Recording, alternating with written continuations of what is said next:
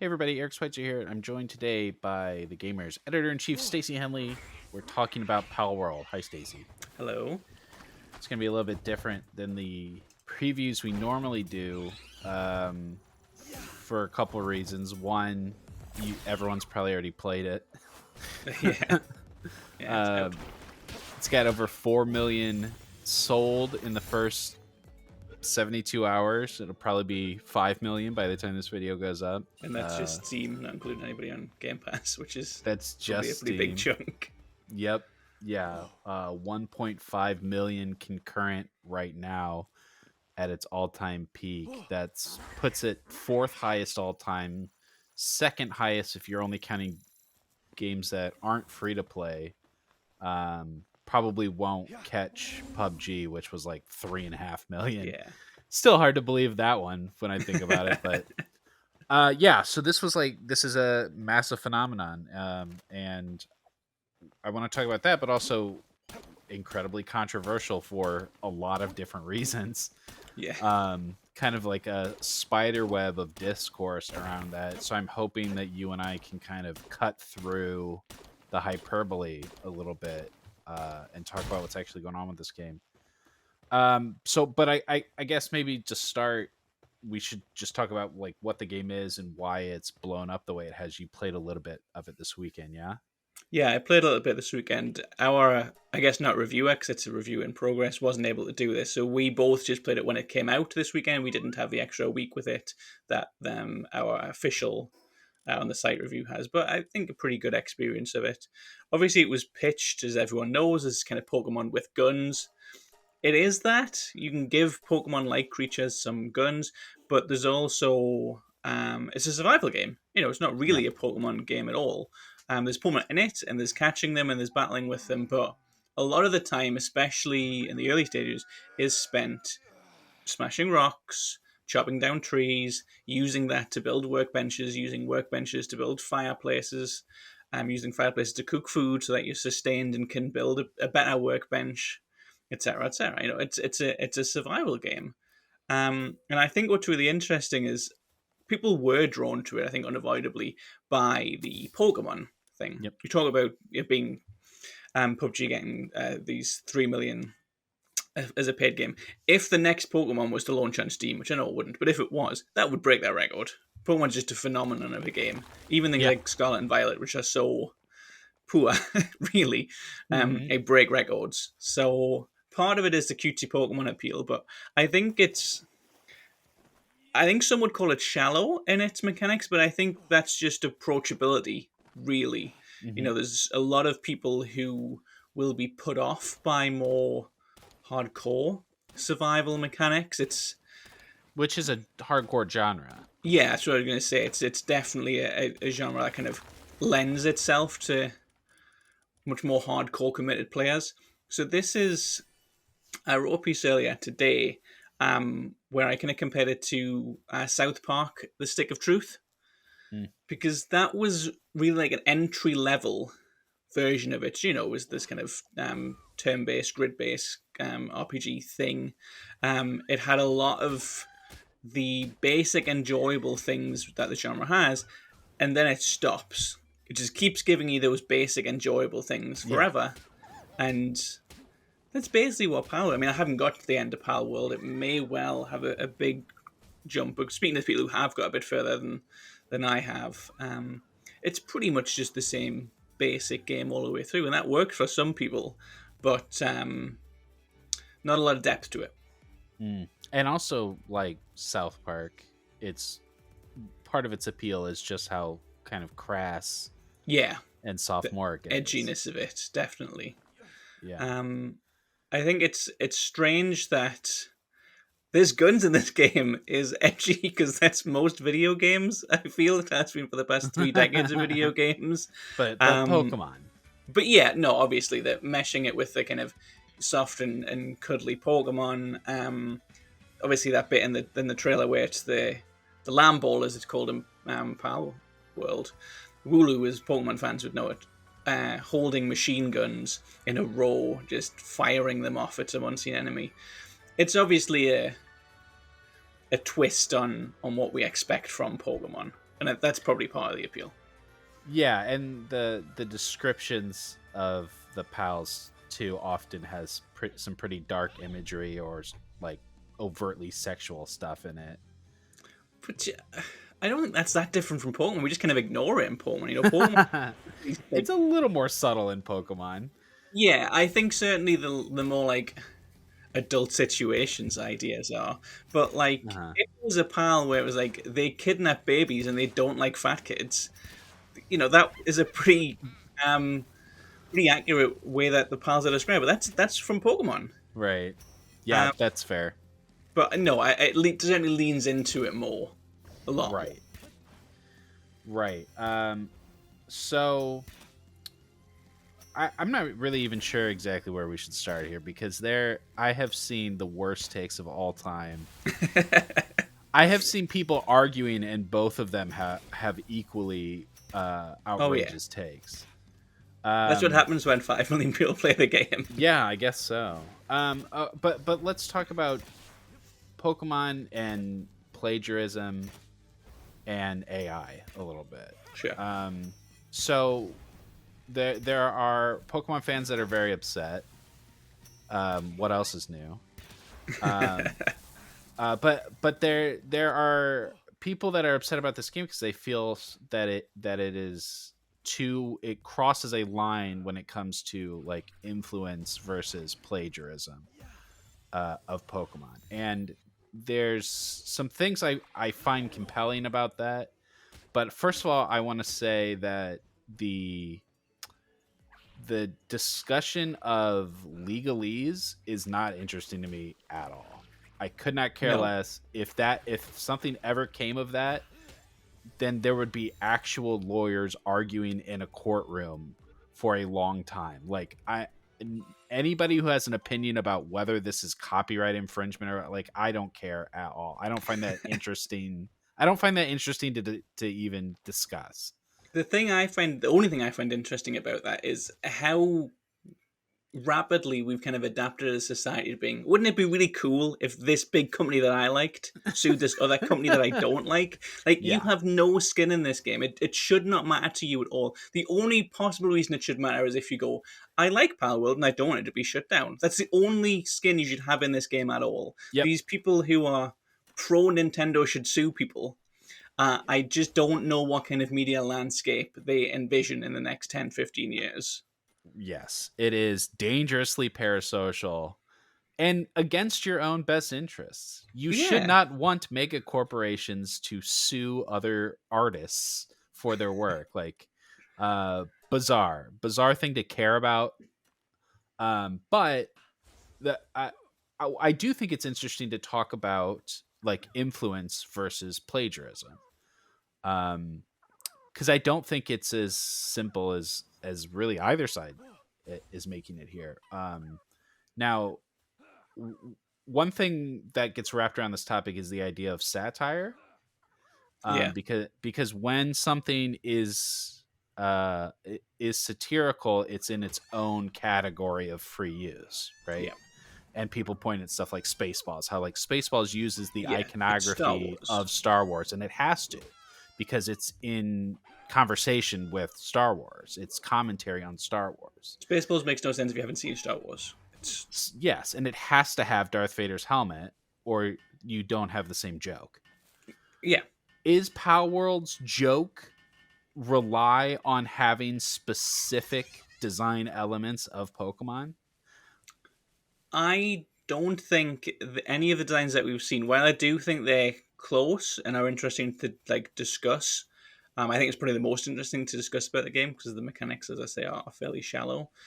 I don't think there's anything that is so close that I would say that's a parody. There's no Pikachu style mascot who starts with you from the beginning. There's no Charmander, Bulbasaur, Squirrel style Right. starters that you pick at the start. There's individual Pokemon that you meet, or pals that you meet along the way, that look like specific Pokemon. Some that look dead on, some that you kind of have to squint at, some that you can kind of see they're from the same ballpark.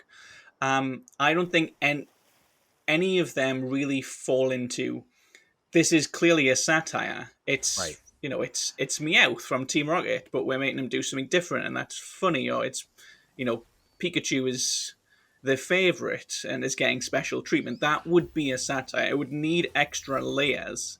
Spaceballs isn't a satire of Star Wars because he wears the helmet. It's because they play with the whole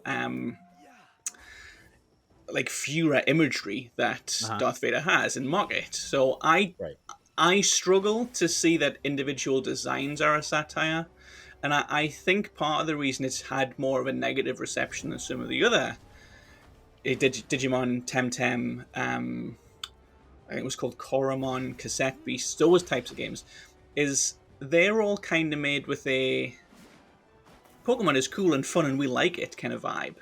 Whereas Palworld has this edginess where it kind of is saying Pokemon is stupid. It's kind of saying if you care about these things, you're dumb because the world is dumb. So Yeah.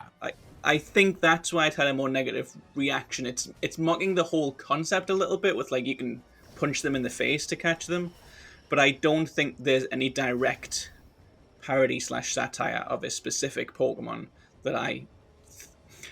Yeah. We don't want to get That caught up in legalese. I don't think that defense would hold up. right. Basically, I don't find the satire parody argument particularly compelling no, either, because they I it is just being a violent reinterpretation of Pokemon, or an edgy reinterpretation of Pokemon, isn't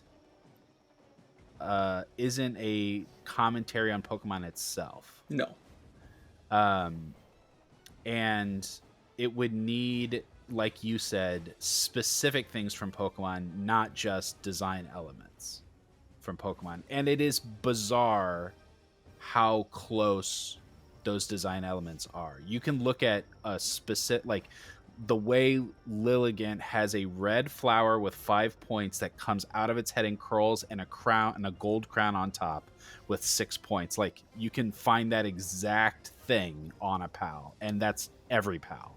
Every PAL has this exact thing from a Pokemon, or it's like two Pokemon mashed up.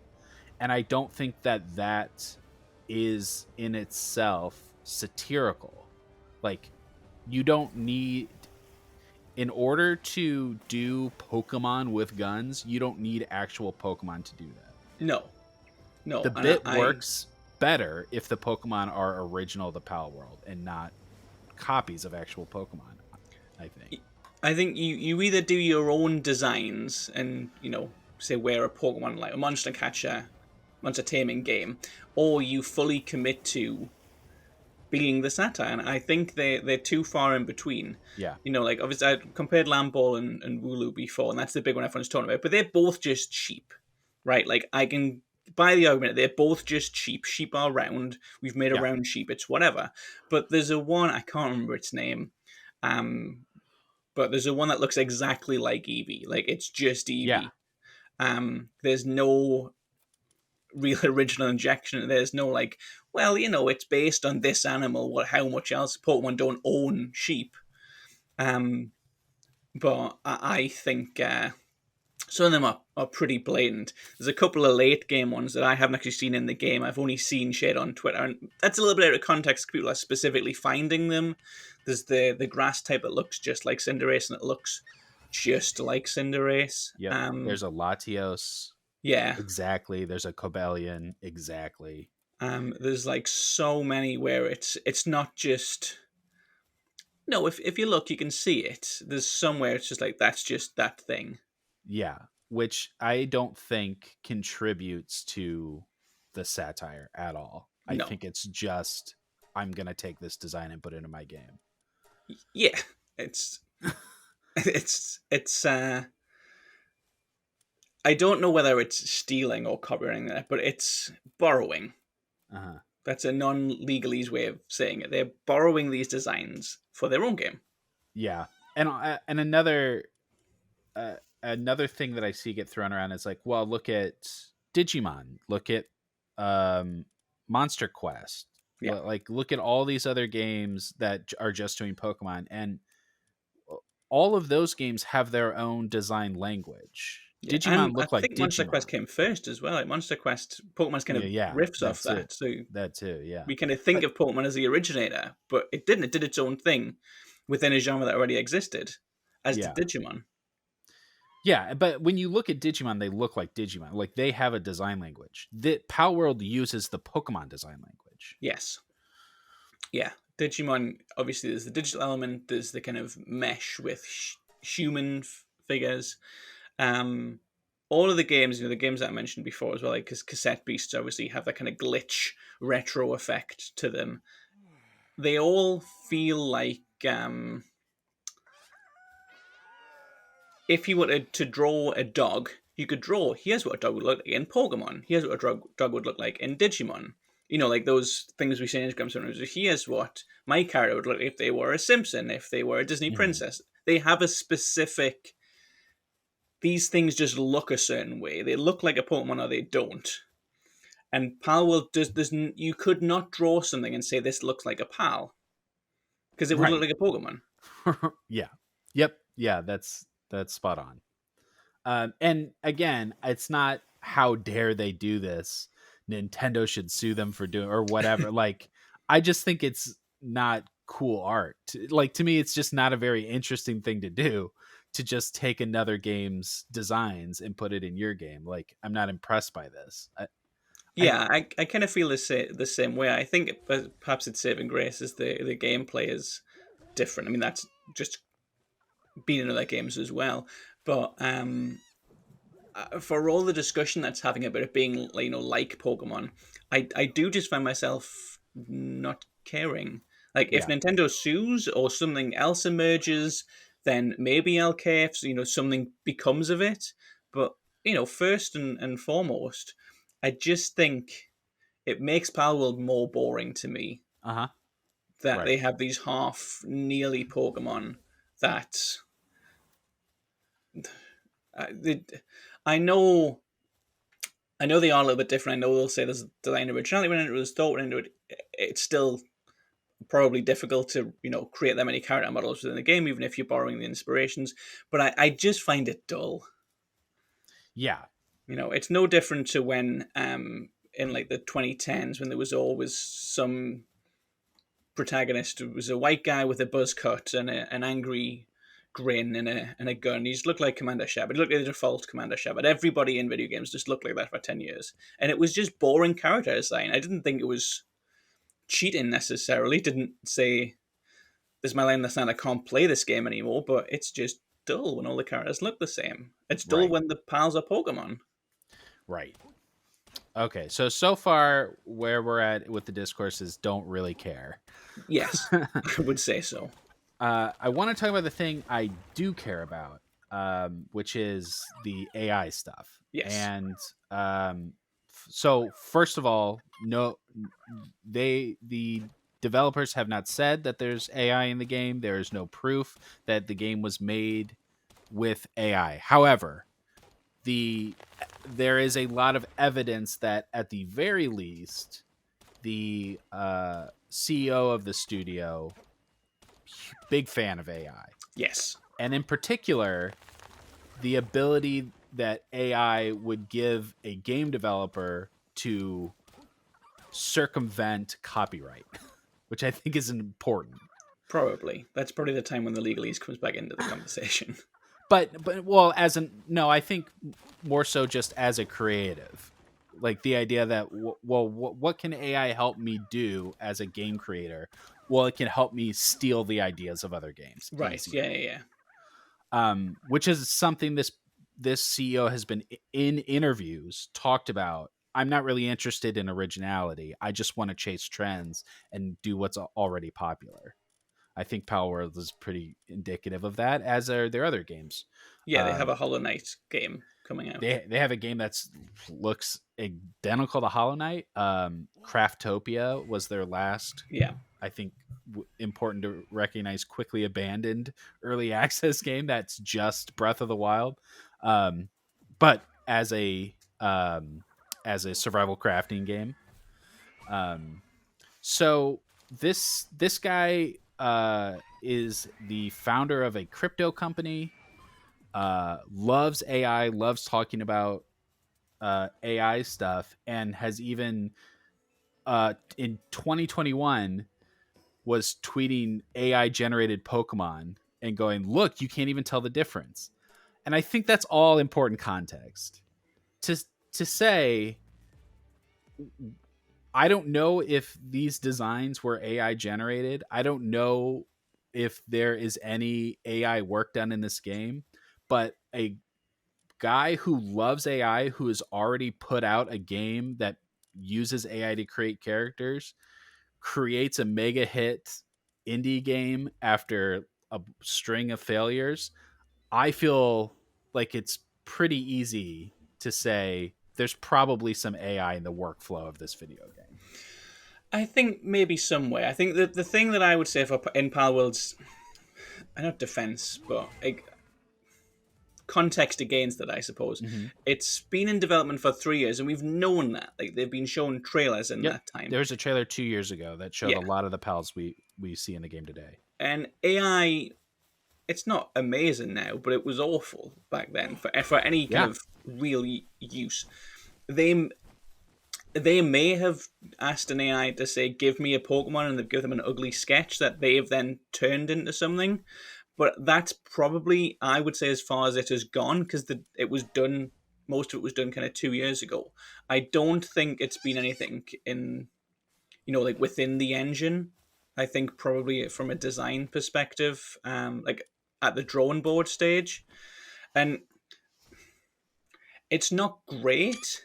But I think an artist doing that and then doing all of the art themselves is very different to some of the things that we've seen suggested recently of, like, we can fire the writers and we'll just have AI do the dialogue, Yeah. or we'll have the voice actors record their voice and then we can make them say whatever the hell we want. Right. This It still requires, I think, the process for Palworld still requires a lot of human hands. And if I was the CEO of a crypto company who was a big proponent of AI and my game was selling 5 million, I wouldn't be quiet about it. I wouldn't just be waiting to see what happens. CEOs of crypto companies typically are blowhards. Mm. I think Mhm. we'd know. I think we'd know by now. Like, this is the first AI smash hit of a game. Yeah. I think they'd have said something. I think the difference is this company represents a future where AI is going to be quite heavily used Hmm. in game design and in game development, which I suppose in this game it's probably just in the game design aspect. Um, and it then becomes a question of how much do you engage with the publisher developer like that who is bringing this on the horizon, Right. and how much do you go, I know we've talked about this off camera anyway, but there's definitely a big witch hunt in art at the moment where someone will draw Yeah. something and a million Absolutely. people will go, "This must be AI. Show me that it's not." Right. And Palworld and Pocket Pay are different to just some person who's drawn a cool version of Zelda and has posted it on their Twitter and has now been accused of using AI. But I'm still reluctant to say this is AI and write it off when we don't know anything about it. I think it's gives us an opportunity to have a kind of an interesting and nuanced conversation about AI in art and in game design because It gives us that opportunity. I don't think it gives the wider gamer the yeah, opportunity. unfortunately, yeah, it doesn't give Twitter that opportunity. No, Well, that's just the thing, right? Is no, you're right. when AI is mentioned, it's sort of this like all or nothing thing where it's like, Yes. were the characters created by an AI machine that spit out these perfect 3D models of fake Pokemon or not? And that's I think what we're going to find is the way that AI is going to touch art and touch game design and in these like imperceptible ways. And anything that's algorithmic is already AI. A Google search is Yeah. AI. Anytime you use Photoshop, the paintbrush tool itself is AI. Like we are all using Google Translate to go from Spanish to English. Like that's AI too. We are using AI and we have for a long time. And when it comes to like the designs, you can go back to those Pokemon mashup things that just put two sprites together to make a new Pokemon. We've been using Yep. that for 15 years. That's AI. Yeah, and I mean, you AI think is of just it a as lot more well. sophisticated now. We talk so often about AI in gaming these days from this kind of perspective, but you go back 2 years ago, maybe it's even just a year and a half ago. What AI meant was it was the brains inside the enemies that moved them around. When The Yep. Last of Us Part One remastered came out, they were full of, um, you know, promoting this improved AI, and no one at the time thought they've you know redesigned Joel in some machine. They knew it meant that the soldiers and the clickers and etc. will move a little bit more intelligently. It's the big selling point that anybody who's played Alien Isolation will say this is the dual AI, one of the cleverest games really that exists because it has these two AIs working in um, a symbiotic relationship with each other. So gaming really relies on AI. I think it's the line of one, the line of generative AI, and two, how much does that impact on somebody's job? And that's not a thing that Yep. gamers are necessarily going to care about, but it's something that I care about a lot. Right. If using AI has cost somebody their job, and that's a bigger deal for me than it being used for fun, I guess. Yeah. Yeah. And when we're talking about an indie studio that's like maybe 15 people, like the we're not looking at AI taking jobs away from people. What we're looking at is how a small team that would have made a really cheap game can make a game that looks like it cost way more. Yeah, And is that what are the ethics of that? Because it's one thing if Naughty Dog is using AI and laying off 50 artists, yeah. but it's a completely different thing when a team of 10 people can make a game that's fully voice acted because they used AI voice actors to do it, and they wouldn't have made that game otherwise. It's completely different to some people. I think this is where it comes back to that impossible to have a nuanced debate. Some people will say anything at all AI. They mean generative AI, but they will say anything at all AI in this game. I'm not into it. It's evil. It's ruining the future of gaming. I have no willingness to engage at all with anything like that. And other people will say, I'm enjoying it. Mm-hmm. That is the problem, I think, for the future with AI. Yeah. Some people will completely reject everything about it, even to the point where there's a lot of progress I can make with accessibility that would use AI. That's a thing that I Right. know developers are wanting to use more and more. And then the other side where it's like, as long as I enjoy it, I'm okay with it. These are the people who don't mind if Nintendo sue Palworld. You know, these are these are the people who buy the most games, certainly as a mass, but don't really engage or think about games, and probably don't. They aren't the target audience for these games that actually move things forward. They aren't the Yeah. target audience for The Last of Us. They weren't the target audience for Final Fantasy VII. These games that take risks and do things aren't for these people. And the more that we just kind of, our CEOs just kind of go, they will buy our game regardless. The worse gaming is. Yeah. Yeah, I agree. And I also think this is probably based on everything I know about this studio, the games they have made in the past, what the CEO's interests are. This doesn't feel to me like the kind of studio that's going to be moving gaming forward. That's also very very fair. Um, this is an incredible phenomenon. I think it's you can say we've had Lost Arks and Valheims and other stuff that's like really blown up like this, but not like this, like not No, to this degree. So it's fascinating. Ultimately, I think that this is one that fades away rather quickly. I don't think that it's going to get supported the way a successful early access game would. They certainly have the funds to do it. I don't think that they have the know-how. I think they're certainly going to be surprised by this level of success, and regardless of anything else behind the scenes. That's always a thing where you don't really know what's going to happen next. We've Yeah. seen a very different style of game, but something like Fall Guys had this similar kind of explosion, and they were like, "We're going to do this and this and this," and just nothing really worked. Things weren't made fast enough because they weren't expected to be so popular, or they didn't really fit for the new audience that they had. And I think Palworld, part of it is survival games that are any good or that have some kind of easy hook tend to be quite popular. But this isn't just Valheim stuff. This is like Valheim if you added in Among Us. This is popular with streamers. This is popular for Yep. the memes of it. This is popular not just as a fad in the way that a lot of early access games are when they get a little bit of word of mouth going for them, but in the way that a lot of people are going to be